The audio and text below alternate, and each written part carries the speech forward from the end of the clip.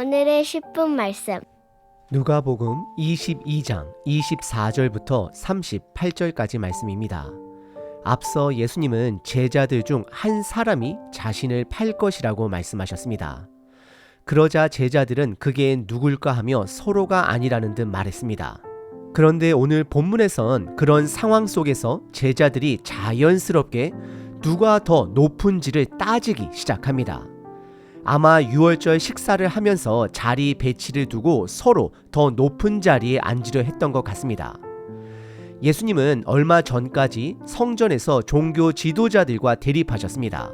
그리고 오늘은 비록 대립은 아니지만 예수님이 가시는 길과 제자들이 가고자 하는 길이 얼마나 다른지를 보여줍니다. 예수님은 지금 죽음 앞에서도 섬김의 길을 걷고 계십니다. 하지만 제자들은 여전히 서로 높아지려 합니다. 베드로는 끝까지 예수님을 지키겠다라고 다짐합니다. 그러나 예수님은 그가 닭이 울기 전에 3번이나 예수님을 부인하게 될 것이라고 알려주십니다. 그리고 예수님은 제자들에게 이렇게 말씀하십니다. 이제는 검을 가지고 오라, 즉 고난과 핍박을 준비하라는 상징적 말씀이었습니다. 그런데 제자들은 그 말씀을 문자 그대로 받아들입니다. 실제로 칼을 준비합니다. 하지만 예수님은 그럼에도 불구하고 화를 내시지 않습니다. 그들이 아직 다 이해하지 못해도 예수님은 그들을 포기하지 않으십니다. 끝까지 가르치십니다. 여기서 우리는 큰 위로를 받게 됩니다. 저는 이런 생각을 해봅니다. 예수님은 지금도 성경 말씀을 통해 우리들에게 계속 말씀하십니다. 그런데 나는 과연 그 말씀을 얼마나 제대로 이해하고 있을까? 혹시 오늘 본문 속 제자들의 모습이 나의 모습은 아닐까요? 그래도 예수님은 우리를 포기하지 않으십니다. 끝까지 가르치시고 기다려 주십니다. 그렇다면 우리가 해야 할 일은 무엇일까요? 끝까지 그분 안에 거하는 것입니다. 그것이 바로 좋은 땅의 기본이 되는 것입니다. 그 말씀 안에 머무는 것입니다. 말씀 안에 머물다 보면 결국 말씀을 이해하게 됩니다. 그 말씀이 내 마음을 바꾸고 내 삶을 이끌어 주십니다.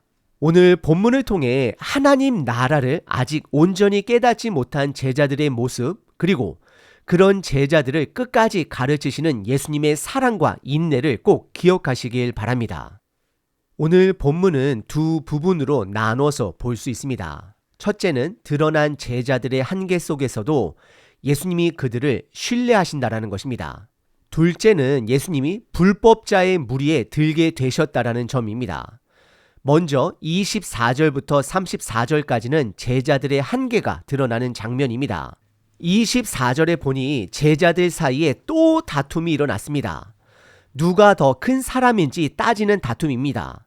예수님은 지금 십자가를 지기 전날 밤입니다. 바로 다음 날이면 고난과 죽음을 당하십니다. 그런 상황인데도 제자들은 여전히 누가 더 큰 자인지 다투고 있습니다. 예수님은 그런 다툼을 그냥 허락하십니다. 왜냐하면 그게 그들의 한계이기 때문입니다. 하지만 예수님은 25절에서 말씀하십니다. 세상 임금들의 말씀하십니다. 아마 로마 황제를 염두에 두신 듯합니다. 세상 임금들은 백성에게 섬김을 받습니다. 그리고 그 아래 지역의 영주들도 권력을 이용해 백성들로부터 칭송을 억지로 받아냅니다. 그 칭송은 억지로 강요된 것이고 무력과 위세로 얻어진 것입니다. 그런데 예수님은 26절에서 분명히 말씀하십니다. 너희는 그렇게 해서는 안 된다. 오히려 큰 자는 젊은 자처럼 섬겨야 하고 다스리는 자도 섬기는 자가 되어야 한다라고 말씀하십니다. 27절에서는 다시 한번 강조하십니다. 세상에선 앉아서 대접받는 자가 크다고 하지만 나는 너희를 섬기는 자로 함께 있다라고 말씀하십니다.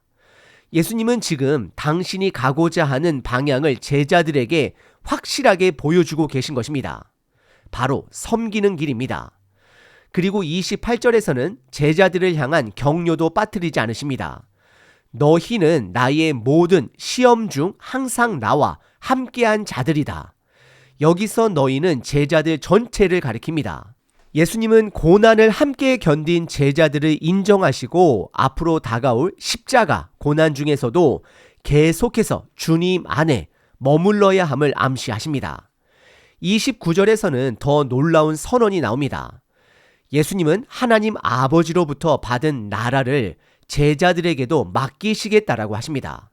그리고 30절에서는 예수님이 다시 오실 그때에 그 나라에서 제자들이 함께 먹고 마시며 12지파를 다스릴 권세까지 나누겠다라고 말씀하십니다. 이건 장차 제자들이 하나님 나라의 영광에 동참하게 될 것을 분명히 말씀하시는 장면입니다.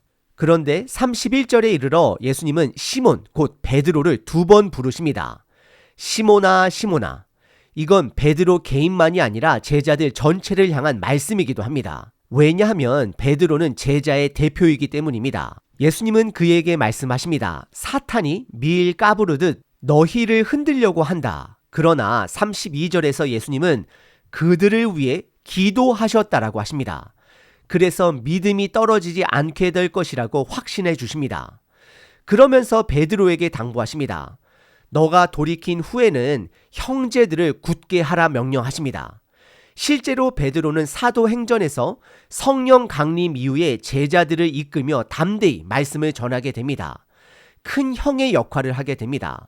하지만 33절에서 베드로는 자신의 연약함을 인정하지 않습니다. 다른 사람들은 주를 버릴지라도 나는 감옥이라도 죽는 자리라도 함께 하겠습니다 라고 고백합니다. 그러나 34절에서 예수님은 이렇게 말씀하십니다.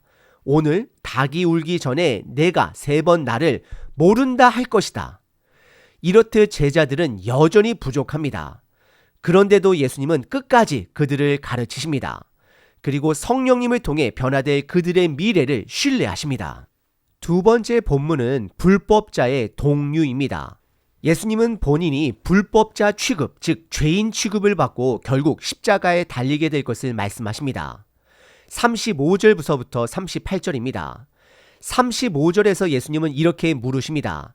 내가 너희를 전대나 배낭이나 신발도 없이 보냈을 때에 부족한 것이 있었느냐?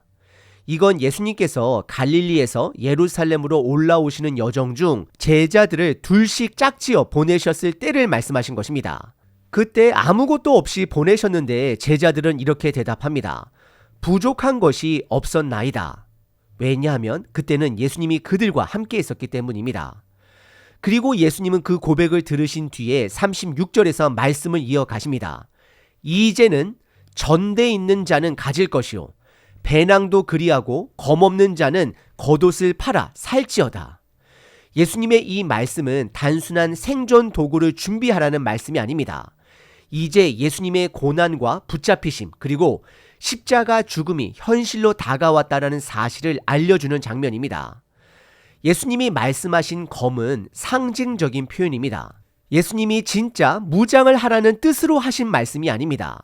예전에 누가복음 5장에서 종교 지도자들이 요한의 제자들과 바리새인의 제자들은 금식을 하는데 왜 당신의 제자들, 예수님의 제자들은 금식하지 않냐라고 따져 물었습니다. 그때 예수님은 이렇게 말씀하셨습니다. 혼인집의 손님들이 신랑과 함께 있을 때에는 금식할 수 없지만 신랑을 빼앗기는 날이 예수님이 고난의 날이 오면 그날에는 금식할 것이다. 지금이 바로 그때입니다. 예수님이 이제 붙잡히시고 십자가에 달리시게 됩니다. 그래서 제자들에게 경고하신 것입니다. 앞으로는 고난이 올 것이고 그 고난을 준비해야 한다는 뜻입니다. 그래서 검을 가져라 라고 말씀하신 것입니다. 37절에서는 이사야 53장 12절을 인용하시며 이렇게 말씀하십니다. 내가 너희에게 말하노니 기록된 바 이사야 53장이죠. 그는 불법자들과 함께 헤아림을 받았다 한 말이 내게 이루어져야 하리니 내게 관한 일이 이루어져 가고 있느니라. 예수님은 고난받는 종의 예언이 자기에게 이루어지고 있다는 것을 밝히신 것입니다. 말씀 그대로 예수님은 실제로 다른 범죄자들과 함께 십자가에 못 박히게 되십니다. 그런데 38절에서 제자들은 이 말씀을 제대로 이해하지 못합니다. 주여 보소서 여기 검 둘이 있나이다. 실제로 칼 2자루를 준비한 것입니다. 예수님의 말씀을 문자 그대로 받아들인 것입니다. 예수님은 그들에게 말씀하십니다. 족하다. 이것은 칭찬은 아닙니다. 그만하라 혹은 그 정도면 됐다라는 그들의 오해를 그냥 덮으시는 반응입니다. 예수님은 그 상황에서 더 이상 따지거나 설명하시진 않으십니다. 그렇다라고 해서 화가 나신 것도 아닙니다. 예수님은 그저 제자들의 한계를 인정하신 것입니다. 아직은 예수님의 말씀을 온전히 이해하지 못하는 그들의 상태를 받아들이신 것입니다. 혹시 예수님의 이 모습이 지금 저와 여러분들을 향한 태도는 아닐까요? 처음엔 누가 더 큰 자냐를 두고 제자들끼리 다투는 장면으로 오늘 본문이 시작됩니다. 그런데 예수님은 그런 그들에게 섬기는 자가 큰 자다라고 말씀하십니다. 그리고 예수님 자신이 지금 그 길을 직접 걷고 있음을 보여주십니다. 제자들은 여전히 부족했습니다. 하지만 예수님은 그런 제자들을 끝까지 품으십니다. 그들과 함께했던 시간을 인정해 주시고 격려해 주십니다. 심지어 그들에게 하나님 나라의 사명을 맡기십니다. 그 일들을 감당하게 하십니다. 그리고 제자들 중 대표격인 시몬 베드로를 부르십니다. 그의 연약함과 한계를 드러내십니다. 그러나 동시에 예수님의 기도와 성령님의 도우심으로 그가 다시 일어나 다른 제자들을 돌보는 자가 될 것을 말씀하십니다. 사실 우리도 그렇습니다. 우리는 말씀을 잘 알고 있다라고 착각할 수 있습니다. 하지만 어찌 보면 오늘 본문에 나오는 제자들의 모습이 바로 우리의 모습일 수 있습니다. 예수님은 말씀하십니다. 이제는 돈도 챙기고 배낭도 챙기고 검이 없는 자는 겉옷을 팔아 검을 사라. 이 말씀은 예수님이 붙잡히시고 십자가에서 죽으실 때가 왔다라는 걸 알려주신 것입니다. 그런데 제자들은 그 말씀을 또 오해합니다. 실제로 검 2자루를 꺼내어 보입니다. 이건 역시 우리들의 모습일 수 있습니다. 예수님은 무력을 말씀하신 것이 아닙니다. 영적 전쟁을 준비하라는 뜻입니다. 예수님은 단 한 번도 힘이나 폭력으로 세상 방법으로 하나님의 나라를 이루지 않으셨습니다. 예수님을 잡으러 왔던 군인의 귀가 떨어졌을 때 그 귀를 다시 붙여주셨습니다. 그리고 그 칼을 휘두른 베드로에게 다시 가르쳐 주셨습니다. 지금도 마찬가지입니다. 예수님은 오늘도 우리에게 말씀하십니다. 우리가 아무리 부족해도 괜찮다라고 하십니다. 할 수 있다라고 말씀하십니다. 그리고 여전히 우리를 위해 기도하고 계십니다. 그렇다면 우리의 역할은 무엇일까요? 바로 예수님께 끝까지 집중하는 것입니다. 예수님의 말씀에 끝까지 거하는 것입니다. 바로 그것이 좋은 땅이 되는 것입니다. 예수님의 말씀을 밤낮으로 듣고 묵상하고 붙들고 고민할 때, 말씀에 몸부림칠 때, 순종할 때 우리는 점점 그분이 원하는 사람으로 성장하게 될 것입니다. 요한복음 15장 5절 나는 포도나무요 너희는 가지라. 그가 내 안에 내가 그 안에 거하면 사람이 열매를 많이 맺나니 나를 떠나서는 너희가 아무것도 할 수 없음이라. 주님, 제 안에도 여전히 제자들처럼 연약함이 가득합니다. 누가 더 크냐를 따지던 그들의 모습이 오늘 제 모습과 다르지 않음을 고백합니다. 하지만 그럼에도 불구하고 끝까지 가르치시고 기다리시며 포기하지 않으신 주님 감사드립니다. 주님, 어떤 상황에서도 하나님의 말씀에 끝까지 머무는 자, 거하는 자, 접붙이는 자 되게 하소서. 상황이 흔들려도 감정이 요동쳐도 주님의 말씀만은 놓치지 않게 붙들어 주시옵소서. 말씀 안에 머물러 열매 맺는 삶을 살게 하시고 주님이 주신 사명을 감당하게 하소서. 오늘도 제게 말씀하시는 주님의 음성에 민감하게 반응하는 하루 되게 하소서. 말씀 대신 예수님의 이름으로 기도드립니다. 아멘. 항상 기뻐하라. 쉬지 말고 기도하라. 범사에 감사하라.